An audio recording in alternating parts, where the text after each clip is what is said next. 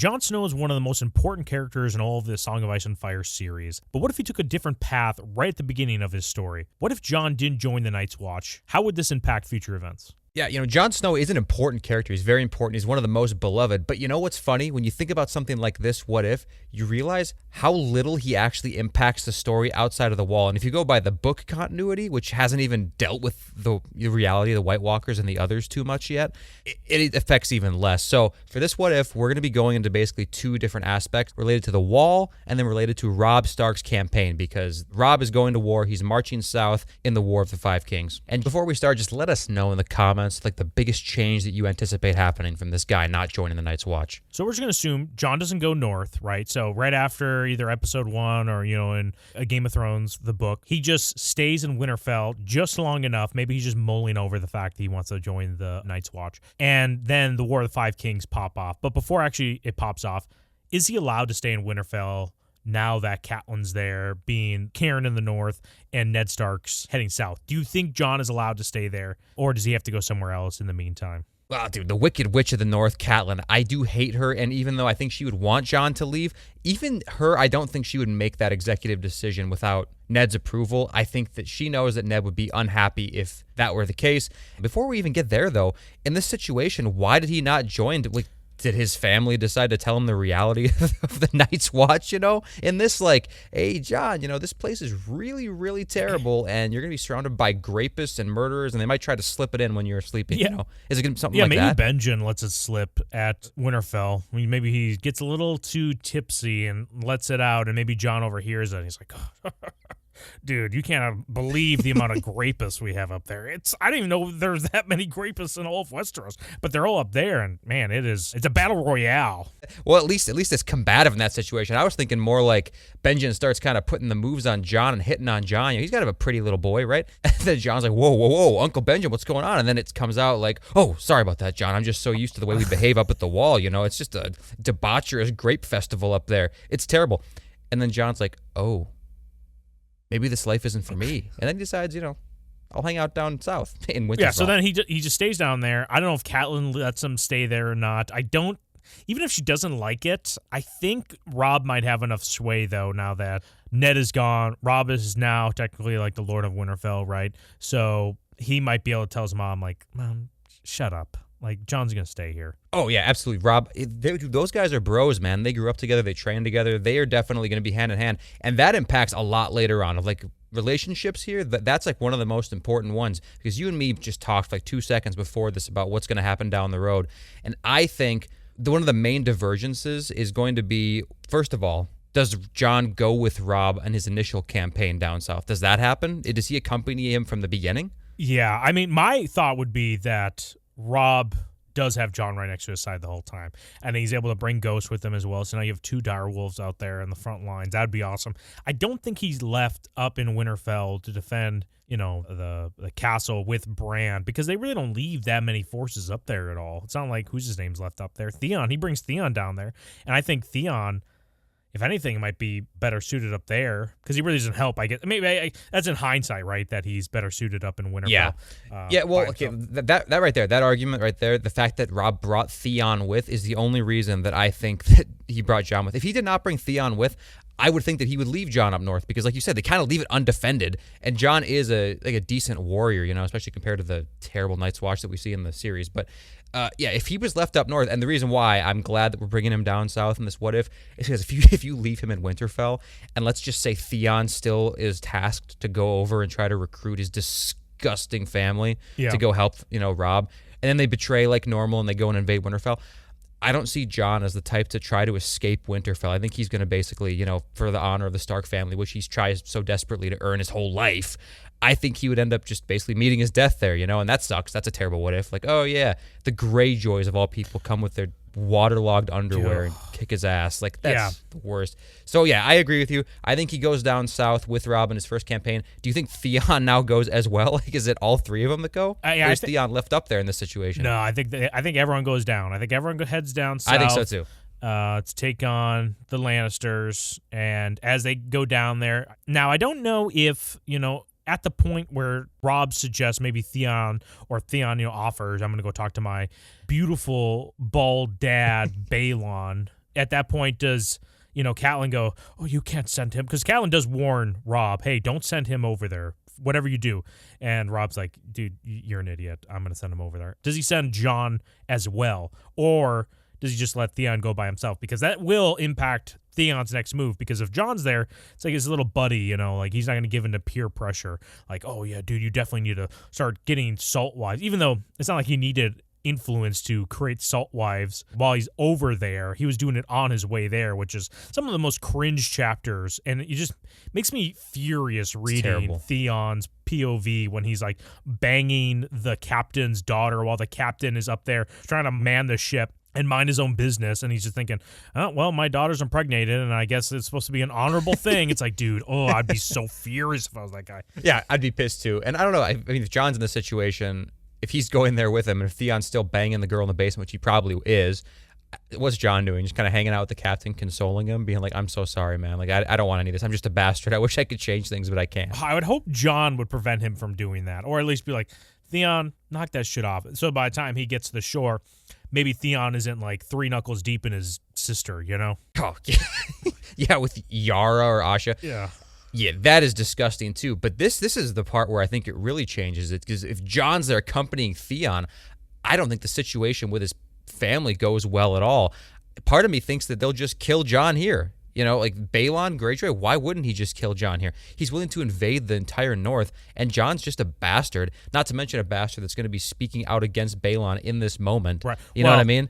I'm not even saying Jon gets an audience. I don't think he necessarily goes in there with him or whatever, but do you even think Jon makes it out of this situation alive if this is the path we go? It's so hard because as disgusting and focused on the old ways as the Iron Islanders are and the Greyjoys are, do they respect guest right, and is Jon able to get that on his way there? Because if he gets guest right and they respect it, then he's fine, right?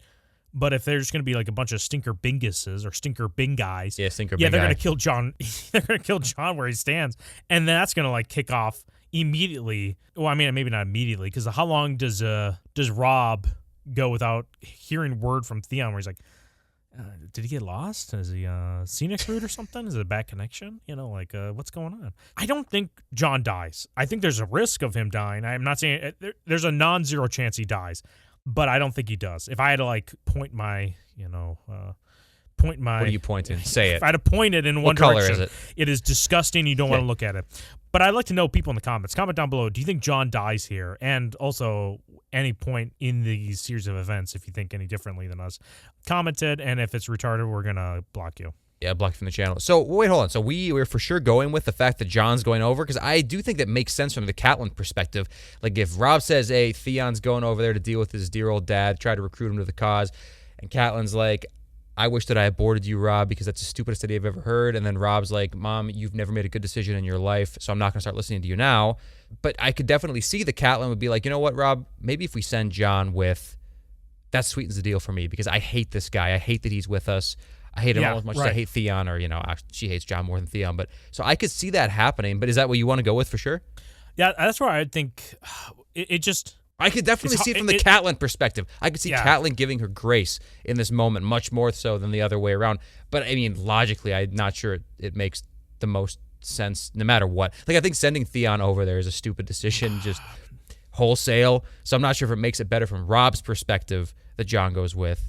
That's why it's so hard. All of these events kind of can go either way. Even when Catelyn eventually lets Jaime go, if someone was to tell me that was going to happen earlier on, if I'm just going to go right before Jaime's release, does Catelyn do that?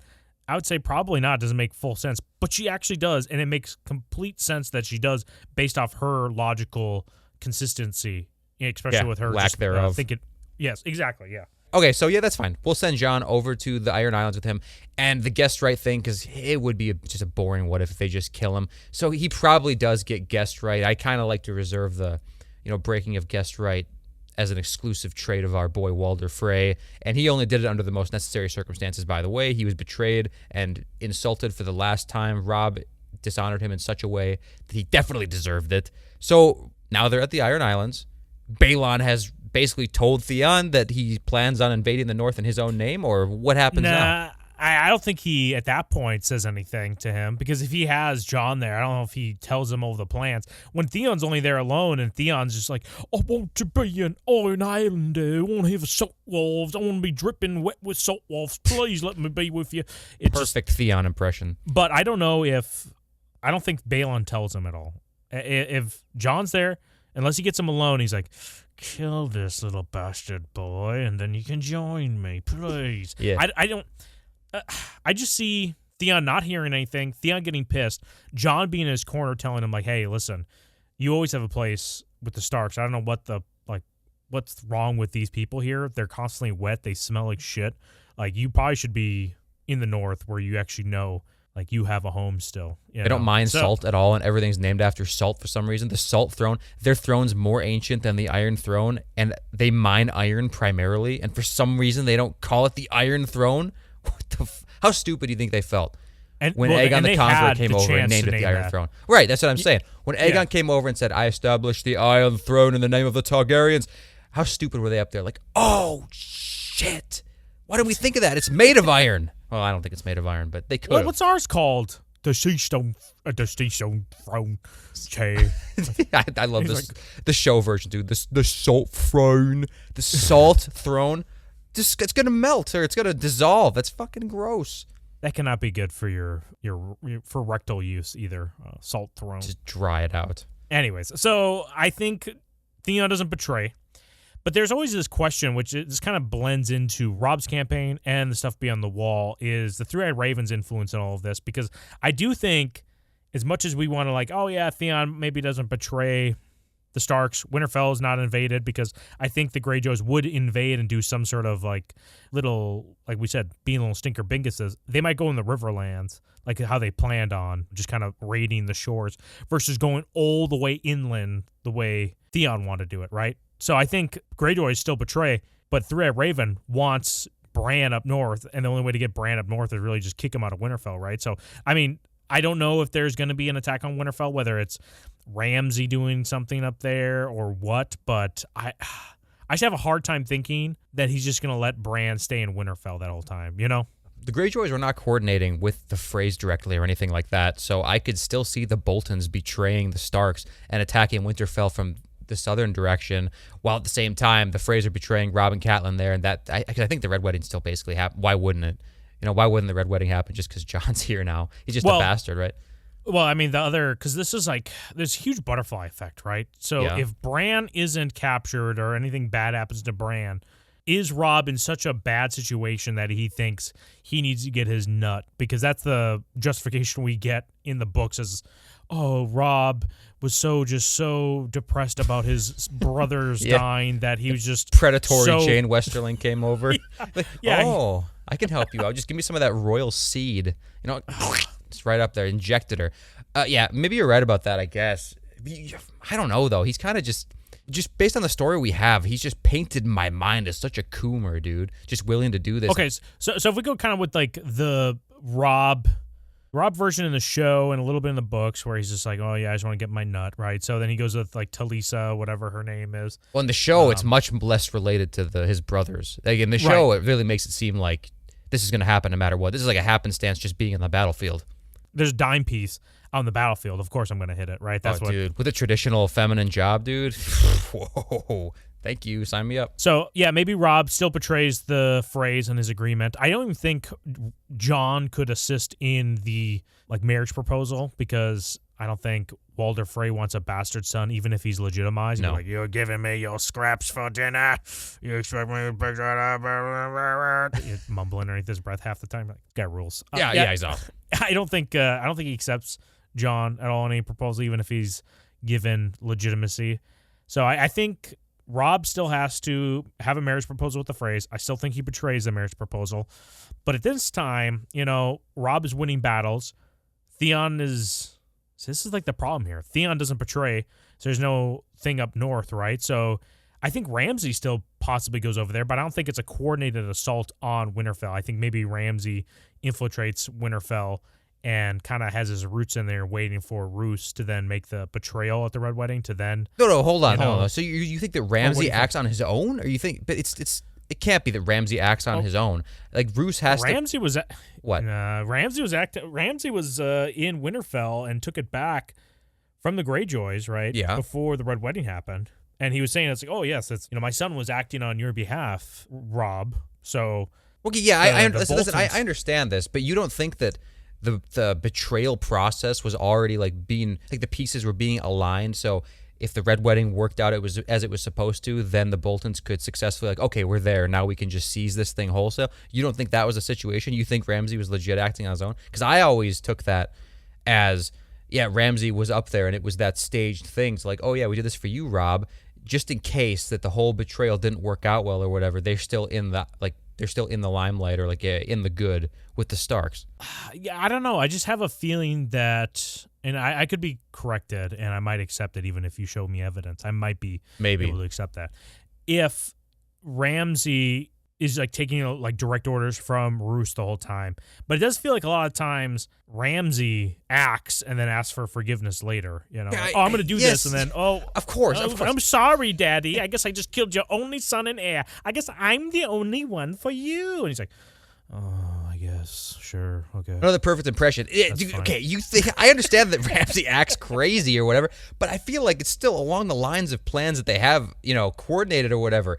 It's like Ramsay invite the Starks over for dinner tonight, and then Ramsay invites the Starks over for dinner tonight and kills one of them on the way. It's like, I did what you asked, Father. It's like, yeah, well, you added a little bit of your own flavor in there, didn't you? It's like, yeah, he did. Yeah. He did. So I feel like it's the same thing. He goes up there, he, hangs out at Winterfell, maybe does some light torturing, some light child burning, stuff. Of who?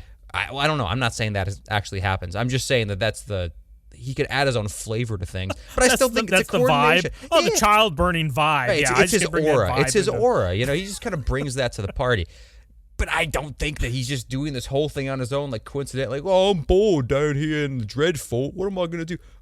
Why don't I go take back Winterfell from the Greyjoys and make one of them my personal play toy? It's like, I don't know about that. Now that's a spot-on impression. Thank you. Appreciate it. So I still think, okay, let me just get all this summarized here. Yeah, you go ahead.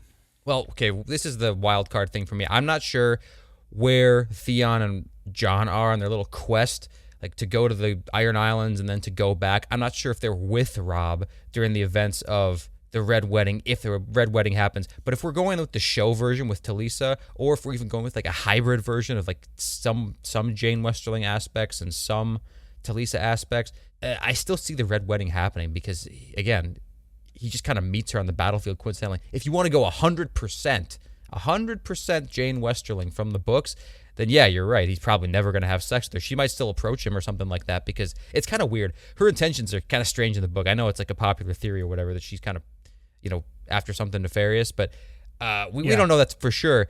But even if she does, she puts the moves on or whatever, Robb's just going to spit in her face. He'd be like, hell no, I'm celibate. My only love is Walder Frey's most beautiful daughter, right? That's what he's going to say. Yeah. And then they live happily ever after. But I don't know. I don't know which one of these two things you want to go with. This is the biggest impasse.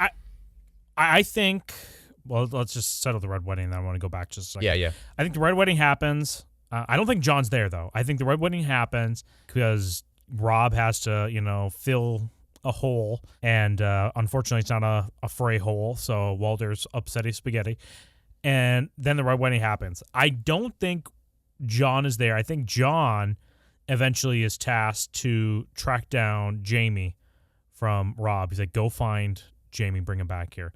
Like, he has a dire wolf, right, and he's able to hunt him down. I think he successfully does it too. So I don't think Jaime gets back to King's Landing because of Jon, because these wolves is like the whole reason why, or, at least Grey Wind is the reason why Robb is able to be so successful within the Riverlands and even down into the Westerlands, is because, he has a wolf he can kind of walk into and see the battlefield a little bit. And he's like, oh, wow, well, you found this like little like nook and cranny areas to assault people from. How do you know that? He's like, lucky guess. Yeah, wink. So yeah, okay, maybe that's I could see that. I could see that being true. And then Theon, just let's put the final piece in Theon too. Is Theon with Jon? Is he tasked with Jon? He was to the Iron Islands with him, or is he dying at the Red Wedding? I think it's only those two options. Or I guess he could be sent back to Winterfell too for some arbitrary reason. Yeah, I don't know. I mean, that if he because he failed to recruit his family, so maybe they're pissed at him, I guess, but I doubt it because they know he's like, how big a please, shitsters. I want to get some Frey pie at this wedding. Please let me have some. Oh, no, you give some of that. that delicious meat pie. No, this sounds like Jon Snow's thing. Can I please go down on someone down here in the Riverlands? I'm really good at it, preferably underwater. He was going down on Roz like his whole childhood up there. That's just, it's messed up. Bridge. Yeah, so where do you want to put him? Where do you want to put Theon? Is he at the Red Wedding? Is he with Jon? I don't think he goes back up north. I don't think they would even allow him, because let's just pretend somehow, or not somehow, but let's just pretend the Greyjoys are assaulting parts of the Riverlands. I don't think you put Theon on that task to go kill his own people. Yeah, right. It's Theon not likely. Close to the vest, and then you maybe send somebody else out there. You know what? Just for interest's sake, if the Red Wedding's still happening, I think I would send Theon with Jon, just to, Okay. like, why not? Why not? Why is Jon all by himself? Like, it's kind of ridiculous. Yeah, I mean, Jon would be potentially with some other people as well. I don't think he's out there by himself, but having Theon there, you get a little buddy cop. Yeah, you get the little buddy cop of the celibate and the rapist. Oh, dude, I'm super down to race swap Theon for a black guy too. Black and white buddy cop is the best. It's the best flavor of buddy cop. You know it is. Black guy and a white guy. It is. It's peak. Yeah. So Jaime doesn't go back to King's Landing. How is this going to change things in the war? He doesn't have like a military impact past this point within the War of the Five Kings, because he goes back to King's Landing and just basically sits there. So well, the Jaime thing is the big impact. Like as you said, he's going to find Jaime. So if he finds Jaime, his hand is his hand removed at this point? Yeah, let's just say it's okay. removed. You want to say I don't know when gets he's going to catch him by. Well, right, yeah. So let's just say it removes after the hand. So if his hand is removed, then Jaime's not going to really be a military asset either. So where do they go if they find Jaime and now they have him? They don't have Robb and Catelyn to bring him back to. Where are they bringing Jaime back to? Because that's the next move. What they're doing. I don't know. Do you want maybe Jon just executes him on the spot there? He could, especially if Jaime starts getting a little, mouthing off about pushing Bran out a window or something like that. I could see it happening. Yeah. So yeah, maybe he does. If he executes him right there, I'm totally cool with that too. Jon's an honorable dude. Well, his dad made him watch every single beheading possible north of the neck, for the last 17 years of his life or whatever, 14 years. So yeah, Clockwork Orange style. Yeah, pulled his eyelids back with fishing hooks. Exactly. Yeah, I think maybe even more so, he cuts off his head after he hears about the Red Wedding. Like, if the Red Wedding happens, he's bringing Jaime back. He's like, all right, I'm just going to execute this guy. Sorry, dude. Like, you're useless anyways.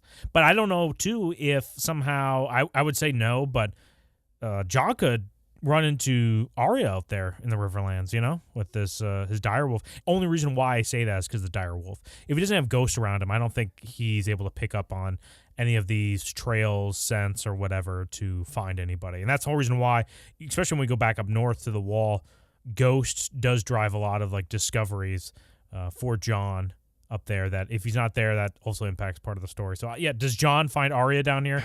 Does he execute Jaime right after hearing the Red Wedding? Oh, there's one more thing I'm thinking about it now too. Jaime is a potential bargaining piece for Sansa, you know what I mean? And he does probably know that Sansa's still down south, and I'm sure he cares about her a little bit. Do you think that plays a part at all, or do you think he just executes Jaime? I would like to say he just executes Jaime, but I don't know. Well, I think he executes Jaime after Robb dies, because then... Well, no, I know, but Robb was still alive, this is still the bargaining chip, though. Sansa, yeah, you know what? You're right. I think there's too much stacked against the Lannisters. He has to die, yeah. But I am also okay with him running into Arya, and that is a kind of contrived thing, maybe a little bit story contrivance, but... I don't know. Maybe we shouldn't do that. Yeah, it just seems too... That's the reason why I don't like doing some of these what-ifs. And even though I kind of like it, it feels too fanficky. Like, then they meet up together. And now they're working together on the same side. It's like, that doesn't feel Game of Thrones to me. With a what-if, it's really nice to be able to just take a little piece and remove it from the timeline. And now you can just see, like, objectively from, like, a bird's eye view how that piece being missing will make different things happen versus, like, we're taking a piece and controlling it, like having it make decisions. So it's like, I'd say maybe no, maybe don't do that. But I mean, it doesn't really matter what Jon does now because he's not like some war hero. He's not anything like that. So if him and Theon are just on the loose, they killed Jaime, I kind of think that's the end of his direct impact. Well, I mean, I don't know, because Theon is still like loyal to the Starks to some degree, right? They're kind of gone now, though, too. Robb, before the Red Wedding happens, names Jon is his heir, right? I think he legitimizes him in his letter. I wonder, if he still does that, then is Jon, because Arya's not found, then we just said, Jon now is Jon Stark. And now he can rally the North. He can go around and say, like, hey, this is Robb's letter that he gave, or at least has, or I don't know if he even has it, but still, at least Jon is a good symbol for the North to rally around, especially if the Boltons are now being little stinker binguses. And I do think it seems so stupid sometimes to think, like, we just need actually one person to rally behind. It's like, dude, just pick somebody else and rally behind them. If you guys all feel so passionate about taking over the Boltons, why do you need one person with the name Stark to do it? You know what I'm saying? Like, they have the passcode, like, beep, beep, beep. Your last name is Stark. You now have access to all these abilities. It's like, no, you just picked Stark, and you guys are all going to rally behind him. I just don't know, like, why couldn't you just pick anybody else to, like, rally behind? Well, I was thinking about this, too. So I could see that. He could rally the North. He could try to make his way back up north to Winterfell, gather a little host if he has this letter. Otherwise, no one's going to really probably pay attention to him too much, I don't think, unless there's a few really hardcore Stark-supporting houses. And it depends on what happens to Bran and Rickon, too. Like, does word get out that they got burned still or anything like that? Like, I have no idea how that turns out. But also, there's also the component, too, of I'm sure Jon is aware of the letter that Ned sent to everybody before he died. I'm sure he's read it. So yeah. Stannis should be the pick for king for Jon Snow, I would think, right? Like, what do you think? Now that Robb is dead, it has to be Stannis, right? He has to throw his support behind Stannis. And as far as the War of the Five Kings goes. Yeah, I don't think Jon is looking to carry on the mantle of King in the North at all. I think at this point, because of so much loss, he's more than willing to accept Stannis' proposal of, like, you'll be the Warden of the North, you'll be legitimized in the eyes of the Seven Kingdoms as me as protector of the realm, so just bend the knee. I think Jon does bend the knee at that point. Jon's way into the game. I don't think the only reason why he doesn't bend the knee when he's up at the wall is because, he's the Lord Commander, and I guess he really doesn't care who the king is. He just wants support at the wall. But yeah, he's even tempted to join the cause for Stannis if he gets legitimized. Yeah, exactly. And the only thing keeping him away is his vows to the Night's Watch. So yeah, he definitely bends the knee to Stannis. And why wouldn't you? He's a bald-based, beautiful boy. Oh, with the amazing sword. Like these reds and greens and whites just... It makes that sound for so long when he unsheaths it. Fuck, it's so cool. And obviously Melisandre too is powerful backing. So yeah, I'm okay with that too. See, now I feel like there's not much more that is impacted directly by Jon as far as the War of the Five Kings. What happens up at the wall? So right away in season 1 or book 1 too, Sam I think is killed. Sam is killed by people in the Night's Watch. Big time. Yeah, he's not lasting. They gut him like a pig and they all eat his ass. Yeah, I think Jorah's... And they eat his ass. Jorah's up there first, too. He's like, yeah, fuck fat people, hate them. Dude, based. Jorah had his life threatened by a white, right, in season 1. But I don't think that even happens because Ghost isn't up there to find the dead bodies to bring him back underneath the wall, whatever you want to say, back to so there's no proof. So there's no proof. They don't get brought back, and then his life's not threatened. So I think they just kind of stay put. They might go on more raging parties. They might find him later. So maybe that happens, but like right away at least it doesn't happen. I still think, I don't know who Jorah picks as his kind of heir apparent because Jon's not there. I think a lot of they just kind of stay put unless they have this discover. Well, do you think they discover the white eventually and the mystical powers happening right then? And I think there's more speculation of it anyway. Like, I don't know if Jorah specifically sees it firsthand. He might, because, on one of their many trips out to pay their due respects to Craster, the legendary Craster of Craster's Keep, where they offer their best gifts and prizes, as they should, as tokens of gratitude for, Craster allowing them to exist in this world. I think maybe on one of those kind of trips, something could come up like that. But I have a hard time believing, like you say, without Ghost in the exact situation that we're presented with, unless the narrative is supposed to be saying that the White Walkers are really, really just gearing up. Like this whole escalation is going to be happening no matter what. And I think to an extent it would, right? Because like, okay, up north, like the whole situation with Hardhome and all that stuff, I don't think that anything that's happening with Jon is... or even the Night's Watch at all is influencing like how aggressive these White Walkers are getting, you know what I mean? Like pushing further and further south. Yeah. So, I mean, eventually, I guess it's kind of impossible to say that the Night's Watch is never going to find out about this stuff, whether or not Jorah specifically does, because I don't know if he lives that long or whatever. But I mean, wildling attack or not, I feel like the White Walker threat eventually does come to the wall. It will. Yeah, I think it does, but the wildlings are like the middleman between it. The wall sitting there, the wildlings are trying to run away from the whites, and the whites are coming down south, right? So the wildling attack happens. Is it successful or not? I think they might be, unless if Jorah's alive, Jorah Mormont, if he's alive, I don't think they're successful. If he's dead by a white, I think they all die, and the wildlings are able to take Castle Black and head south. But then the question is, do the White Walkers get past the wall? What's preventing them from going south? Is there a magical thing that prevents White Walkers, not whites, but White Walkers to stay north of the wall? Right. You know, See, this is kind of where we have to stop, unfortunately, for at least for now, because Dany's not over here yet. The way the show at least made it seem like is that wall has to be destroyed in order for them to get around. There's no ifs, ands, or buts about it. And in order to do that, the best way is with a dragon, right? And they're definitely not going to have a dragon. Like if Dany and Jon never develop that relationship, Dany's not going to have any reason to go way up there. She's going to be, stuck on that cringe Aegon the Conqueror 2.0 Westeros grind set. So that's not going to happen. This is kind of where we have to stop. Yeah. If anything, maybe Stannis gets up there a little late, but still takes out some of the wildlings up north, right? Because he comes in after the Night's Watch is able to repel the wildlings. So maybe he comes up late. Stannis is willing to play ball with the wildlings as long as they bend the knee. Absolutely, He's like, listen, if your bodies, I need them. Just bend the knee and we'll figure it out later. So I think maybe Stannis still, like everyone's wet dream, including mine, Stannis is able to team up with Jon Snow or Jon Stark at this time. Take out whoever is betrayed them, probably the Boltons, the very least. Maybe Card Starks are in there as well because of Robb having to behead Rickard. But in all of this, the Three-Eyed Crow, a.k.a. Bloodraven, his influence in all of this is so significant that I think somehow he has to, get Bran north into his little white cave. I don't know what event is the catalyst. I think we talked about maybe it's Ramsay, he does something that gets Bran out. Maybe he just wargs Hodor to just grab him, sprint north for 3 days straight or something. I don't know how many days. It probably takes a lot of days. What happens if Bran dies? What happens if he dies? Ooh. Well, I mean, I think Bloodraven has a bunch of prospects. Yeah, I think he has a bunch of prospects. I think there's even a theory that Euron was a prospect of Bloodraven because he talks about that is a theory. Well, and you know what? I'm glad you say that because I did want to touch on it a little bit just because we have to. It's another thing happening in Westeros that I just don't think it really makes a big impact. It is a little bit because the Greyjoy situation is a little bit different, right? So the Greyjoys are still, they sack the Riverlands basically and try their best to do whatever.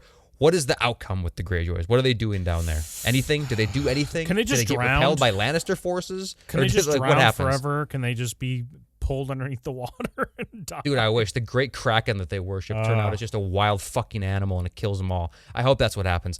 But anyway, I do think Euron still shows back up, though. Kills Balon. Aeron doesn't give a shit, or he does. His opinion is irrelevant. Victarion's like, yeah, fine, I guess I'll roll with this guy. And then what? That's right? I think Theon, if Theon doesn't have his influence of pushing stuff further inland, I don't think they go that far in. I don't know if they want to take Moat Cailin, if they really want to take that or not. But I think the Greyjoys don't go that far inland, and if anything, they might be attacking the Freys afterwards, right? On the coastal areas, whoever's holding the Riverlands. And I hope they at least attack Lannisport, but I bet they don't because you guys are just idiots. It's ripe for the picking, but for some reason they don't want to take it. Well, maybe Balon would, I guess, but I don't see Euron. Well, maybe I actually, you know what? Reverse that. I think Euron maybe would do something like that because I think under his leadership they're better positioned to do it later on. So maybe that does happen at some point. But Theon being involved, I don't see Theon being involved in anything. I think basically he's just Jon's tag along at this point. Anywhere he goes, anywhere Jon goes, Theon goes. Yeah. So I don't think that he really gets involved with his family at all. He might hear about it and be like, oh, this is why I find being with the Starks. Yeah, and I think Stannis will look to Theon as legitimate heir, right? This is the Lord of the Iron Islands, and I have him underneath my banner. He's bent the knee to me, so now he has potentially some of the Iron Islanders, which I doubt there's very many that are going to be like, oh yeah, the foreign-born. No, that can't be true because they basically voted in Euron And the opposition were people that supported Balon and his campaign, you know, and that was turned down. So I think that the Iron Islanders, they're like dishonorable enough. I don't think they're gonna give two shits about Theon, dude. It's just hard also to know because in the books, a lot of things are different, and I don't think the White Walkers are able to break down south with either the Horn of Winter or some other, you know, mystical, magical element. Well, there's so many other events too that I feel like are just going to follow the same path. Like, does Littlefinger take Sansa out of King's Landing and then into the Vale? I think he does still. I think he wants that, you know, redheaded Ussy, whatever you want to call it, so badly that he's willing to take it up there with him.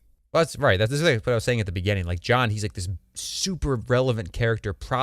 We don't know yet because the books aren't out, but in the show and everything, he's like the central character almost. But it's so funny because his impact on like the overall story, at least as far as we know, is actually really small. So yeah, stuff like that. Littlefinger, Varys, Tyrion, all these characters are barely impacted by Jon. And if this specific change is made, we didn't join the Night's Watch, it changes but fuck nothing for most of these guys. Hey, thanks for watching this video. Be sure to subscribe if you want to see more content like this and smash that like button. Or not, we don't care.